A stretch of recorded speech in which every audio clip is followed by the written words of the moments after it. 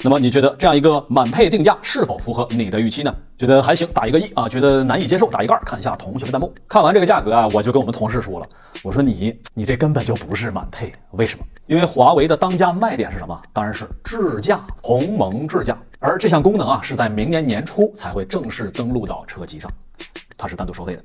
来看华为的高阶智能驾驶辅助包啊，定价呢是26000元，新车用户啊限时购买能更便宜点，18000。所以呢，华为问界 M9 真正的满配价格应该是在63万左右。它价格是个起售价，所以呢，跟媳妇儿申请预算的时候，你稍微多申请点。看完华为的发布会啊，这2天网上有一个梗，就是说，哎呀，新势力、新能源啊，这些车的价格可都是不低呀。那咱们可以一起来看一看，理想 L9 啊40多万，极氪009 50多万，问界 M9 也50多万，理想 Mega 60多万，坦克700 70多万，蔚来 ET9 80多万，仰望 U8 100多万。这确实。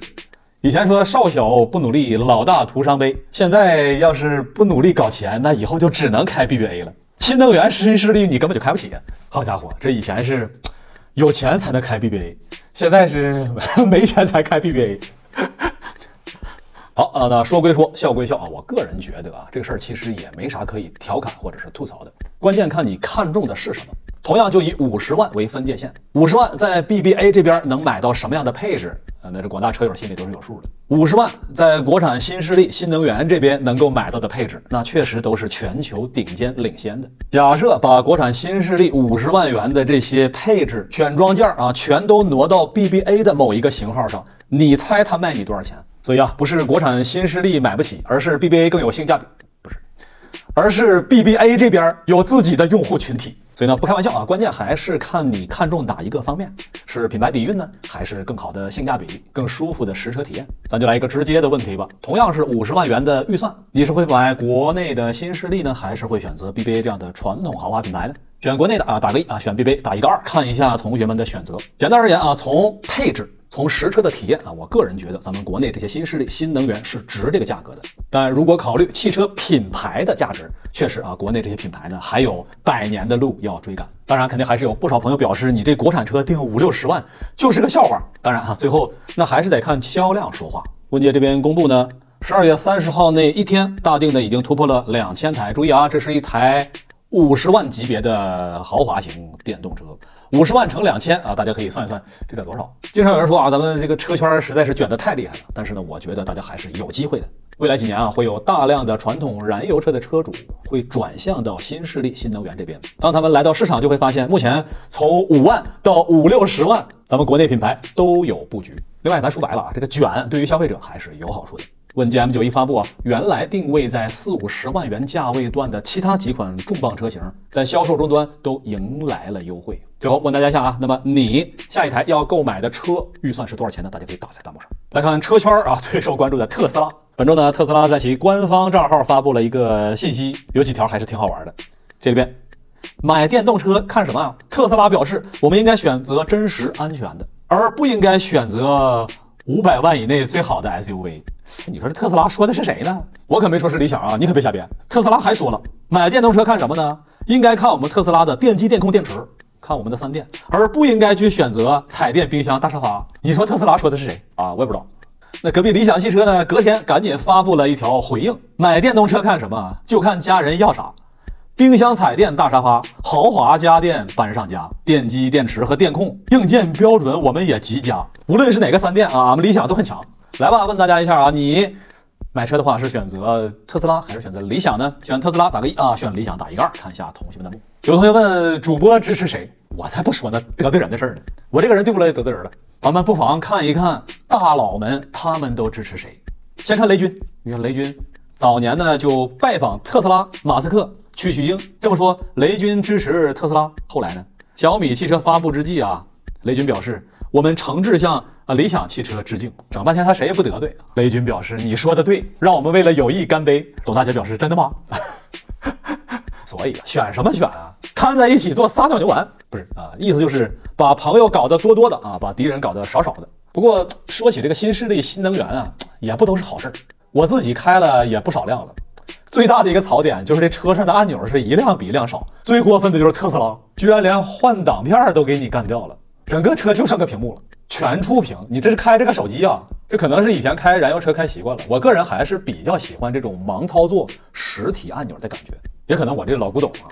来问大家一下啊，喜欢这种实体按键感觉的打个1，喜欢纯触摸屏的打一个2。看一下同学们弹幕。反正我意思就是，你有触摸屏当然是好，但是呢，你稍微给我留几个按键，就像咱这手机，你看按键都去掉了，它不还留着个音量键上下的吗？至少能让我盲操作呀。再说咱开车又不能老盯着屏幕，对不对？所以你这个特斯拉不带个好头。有解决办法，国内新势力极客推出了灵动 Star 按键，那么这也是随极客007首发推出。这是个什么东西呢？你可以把它简单理解为一个蓝牙按键开关，背后呢带 3M 胶贴，直接就可以贴在车上的任何地方。你看这个大小啊，这就车的门把手上面很小一个按键。内置电池可以续航1年。具体怎么用呢？非常简单，连接车机之后，系统当中就可以把这个按键的功能啊映射到不同的功能上面去。你可以一键静音、一键空调、一键香氛、一键加热。你还别说，这个想法还挺好。想起了当年的小米蓝牙按键。本来吧，我刚想批评一下极客，我说你这车上也整个大屏幕啊，硬件按键是越来越少，就想不到极客给我整这么一出，这我就必须得夸一夸他了。虽然他把按键取消了，但是他又把按键拿回来了，而且呢更加自由了。那要是我的话，咱就一气儿买一溜，是吧？贴的满车都是。我让你们抠掉我的按键，当然这个按键不是白来的，定价呢是100块钱一个按键。来吧，同学们，如果是你的，打算给车上什么功能配一个按键呢？咔，一键就打开呢？期待其他的新势力厂商啊，也能推出这样好玩的硬件功能。看了半天车圈的好消息啊，接下来呢，咱们也给大家添点堵。没错啊，英伟达又给大家添堵来了。如今在英伟达的官网上面呢，已经没有了4090，原因也非常简单嘛。阿美利卡这边有人不要脸，觉得咱们买4090玩游戏会影响到他们的睡觉安全。老黄表示那不行啊，于是英伟达宣布推出中国特供版的4090D。那和原版的4090有什么差别呢？很简单啊，核心数减少11%，整体性能呢有一定的降低，但是呢，它毕竟规避了阿美利卡那边的限制，是可以给中国区市场售卖的。对于这波操作，满分100，大家给打一个分数吧。有同学说你这别老成天吐槽了，该表扬的表扬，对吧？人家毕竟让你能买到差不多的了。是啊，我是想表扬他来的。对于他绕过封锁线给咱们卖显卡这个事儿啊，我当然是支持的。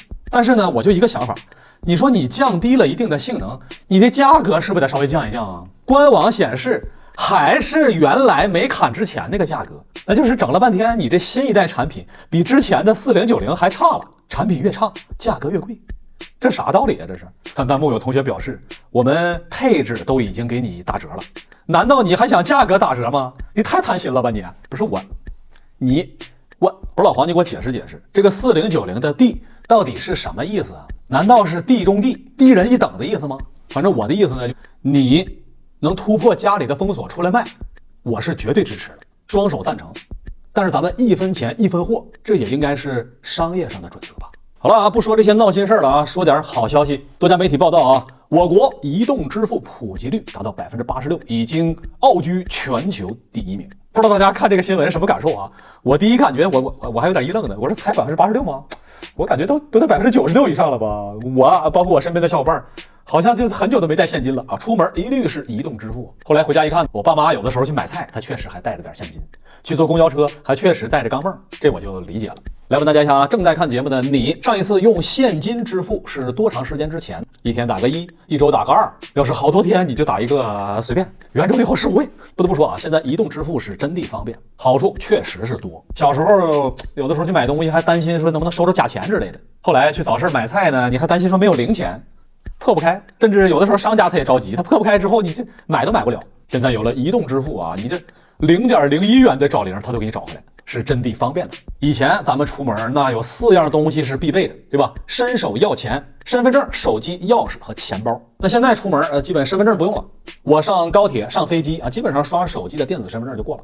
钥匙那也不用了，小区门禁卡、手机 NFC 一刷。到家里边呢是电子门锁，钱那更不用了，直接支付手机啊，所以伸手要钱就只剩下手啊，手机这一样东西了。来问大家一下啊，你平常出门必须要带的东西都是什么呀？我看弹幕有同学说必须还得带着钥匙啊，车钥匙是不是？别着急啊，过2年你换新能源汽车，全都是手机解锁了。当然了，这个移动支付啊也不都是好事，特别是对我来说，以前花现金，兜里边揣200块钱，我能憋好几天，看点啥都觉得，哎呀，这花了就没了，我忍忍吧，再揣回去。现在有了移动支付，到那一刷就走了，自己毫无感觉，这花钱就跟流水似的。连我们同事都说过，说主播以前抠抠缩缩，现在那是出手阔绰，都是这移动支付害的我。好了，不开玩笑了，给咱们国家移动支付全球排名第一点赞。来看小米汽车，本周小米汽车发布那是话题度拉满。我到现场体验之后啊，就觉得这个照片是真的不能信。之前看那个证件照，感觉就是个小跑车，到现场一看呢，标准的5米 C 级大车。看之前先问大家一下吧，如果你想买车的话，是打算第一辆轿车啊，是买轿车还是 SUV？ 买轿车同学打个1啊，买 SUV 同学打一个2，看一下同学们弹幕。实话说啊，咱们国内市场呢，大多数的用户倾向于第一辆车买 SUV， 也就是多用途场景。所以雷军第一辆造轿车这个挑战还是不小的。而雷总的目标就是造一辆驾驶者之车。我自己心里边啊，还是捏着一把汗的啊，这是个挑战的。第一个挑战呢，就是颜色。相比较大家最熟悉的黑白两色，这次小米苏7的主打色啊，居然是蓝色。那不知道你是否喜欢这个叫海王蓝？不是海王蓝啊，翻译标准啊，叫海湾蓝啊。不知道你是否喜欢这个海湾蓝呢？3款配色啊，海湾蓝啊、雅灰色和橄榄绿。1、2、3，蓝、灰、绿。是你的话，更喜欢哪一个配色呢？看一下同学们的答案，有接近60%的用户选择了这个雅灰色，而选择蓝色和绿色2个版本的差不多，也就是灰色版本啊是最受欢迎的。但是呢，我就有点纠结了啊，因为我严重怀疑这次小米拍的这个场景啊，是不是后期处理颜色太重了？因为那天看了我们视频的同学应该记得，我在现场看的它就是一辆白车呀。你告诉我这是雅灰色，你告诉我这和官方的颜色是一个色吗？这是官方网站雅灰色的图片，这是我在现场用我的手机拍出来的样子，这根本就不是一个色啊！所以我建议啊，如果你要买小米这台车，一定要上它线下实体店去看一看这辆灰色车，它真的很白，而且我觉得这个白色啊，比图片上好看，现场看就是一辆标准的4门大轿跑，很有气势。看了实车之后，我觉得这个雅灰色啊更帅了。那说完颜色呢，就是名字了。这次的名字很有意思啊，叫做苏7。我看加了发布会，到底也没弄明白为什么叫苏7。不过按照这个编号来说，那明年应该就叫苏8，后年叫苏9。当然这是手机的命名啊。50年后，我们就拥有了苏57啊，这么冷的这笑话。当然了，扯外观没用啊，咱们还是得说车本身。咱们来看一看这款产品的各项参数啊，大家可以瞧一下。首先啊，16.1寸的超大屏，高通骁龙8295芯片，澎湃 OS 系统，支持 AirPlay， 柔性多任务卡片布局，应用起诉速度超快，只有1.49秒。不是你看完这些参数，你会想到什么？你要不说它是车，我以为雷军发布了一个16寸的平板电脑呢。后来看了半天才知道啊，原来发布了一台车。这次发布会上有很多有意思的瞬间，雷总为了争取用户，那也是想尽了办法。比如，雷军表示啊，苹果用户如果来开我们小米汽车，也会有很好的体验。下面直接支持无线 CarPlay 啊，我可不是跟你开玩笑啊，你仔细去盘点一下，目前国内所有新势力厂商里面，这是第一辆支持苹果 CarPlay 的新势力汽车。这真是不算不知道啊！好家伙，各家都做自己的系统，小米居然支持苹果的 CarPlay， 还不止呢，还支持 AirPlay 上车啊！苹果用户狂喜啊！还不止呢，还支持 iPad 上车。哇，你这真是小米汽车吗？没错啊，它支持把 iPad 呢挂载在小米汽车的第2排，并且呢支持操控 iPad 去控制你的车辆。好家伙，你这就是苹果有史以来最大的配件，没错，就是小米汽车。我连官网我都给它做好了啊！你看，大家看，这是小米登上了苹果官网，你看怎么样？一点都不违和。苹果表示，明天来上班吧，这网页就交给你设计了，没问题啊，很绝色，橄榄绿。有同学表示，这 CarPlay 很厉害吗？都什么样的车会上呢？为什么国产新能源它都不上呢？咱们来看看什么车上 CarPlay。多家新闻媒体报道，保时捷啊会搭载全新款的 CarPlay， 新一代 CarPlay 即将时装在2024年的保时捷以及阿斯顿马丁跑车上。好家伙，年轻人的第一辆保时捷小米苏7。最后说回到车本身，今年这个整个外观，现场的用户啊，包括咱们评论区的用户啊，大家评价还都是不错。但是呢，有一种声音，人数不少啊，说小米的这个 logo， 有点想法是吧？大家觉得这个小米汽车这次这个 logo 满分100，你打几分呢？这不是我说的啊，大家可以看评论区的网友留言。这个网友啊表示，他说我给你换张图啊，立刻就会高级很多。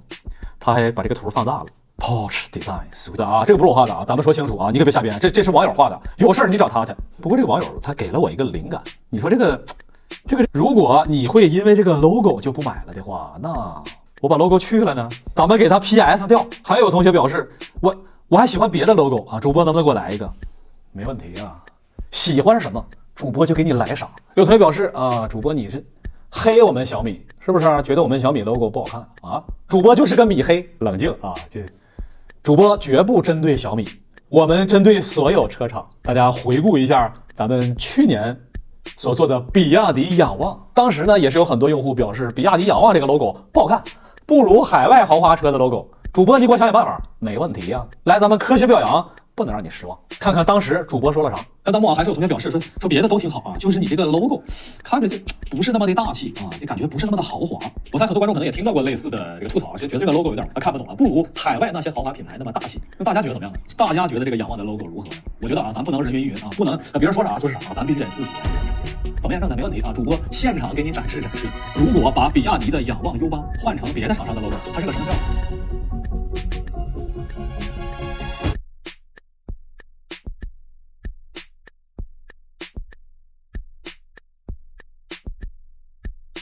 好了啊，咱们全都看完了啊，不知道你觉得谁家的 logo 最适合仰望 U8 呢？最后啊，咱们给仰望的 logo 打一个分数吧。喜欢什么，主播就给你来啥。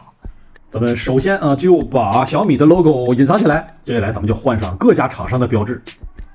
换上不同标志之后啊，你觉得它值多少钱？咱们可以直接打在弹幕上。现在开始，大众，咱们接着看德国车，宝马、奔驰、奥迪、BBA 全来了，保时捷、迈巴赫，再说说美国车，福特、悍马、凯迪拉克、别克、林肯。感觉这标都翘起来了。看看其他国家，路虎、Rolls-Royce、宾利、捷豹，看看法国车，标致、布加迪、雷诺、大牛、玛莎、帕加尼、菲亚特、阿法罗密欧、沃尔沃、科尼赛克。最后再让我们看一看小米，你觉得可以打几分呢？给小米的 logo。OK 啊，那全看完了一圈，最终呢，大家再给小米这次的 logo 打一个分数吧，满分100。你打几分呢？实话实说啊，我们在现场看实车的话呢，这个样子还是挺漂亮，有一点像奢侈品箱包的这个名牌，因为它在这个位置啊是一个镶嵌进去的 logo， 作为一个金属名牌呢，在上方略微的浮起的感觉。还是那句话啊，推荐大家到小米线下实体店看一眼，而且你还能看到这个车它到底是灰色还是白色，还我清白。OK 啊，那以上呢就是本周所有的内容了。不知道这些好人好事啊，你觉得谁家更值得表扬呢？这里是科学表扬，我是拿言，赶紧关注一下我们的频道，要不然下周大概率你肯定就看不着我了。咱们2024年各位金主爸爸再见。祝大家都有强壮的身体，多赚 money， 天天都能休息，每天还有花不完的法定货币。感谢大家的点赞。哎，这是谁掉的硬币啊？给大佬们磕头了。下周别忘了还来玩啊！又到了上电视时间，刚才我还有疑问呢，说为什么叫苏7啊？认真同学表示啊，这小米它不就是速吗？速不就是速吗？而7就是因为当年啊，小米出了小米6，它没出小米7，这回用汽车纪念一下。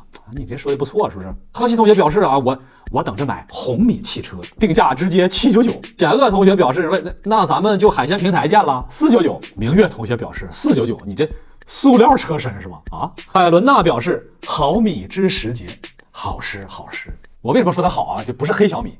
你看雷军是咋说的？我们的目标就是制造一辆媲美保时捷的梦想之车，这是我们瞎编吗？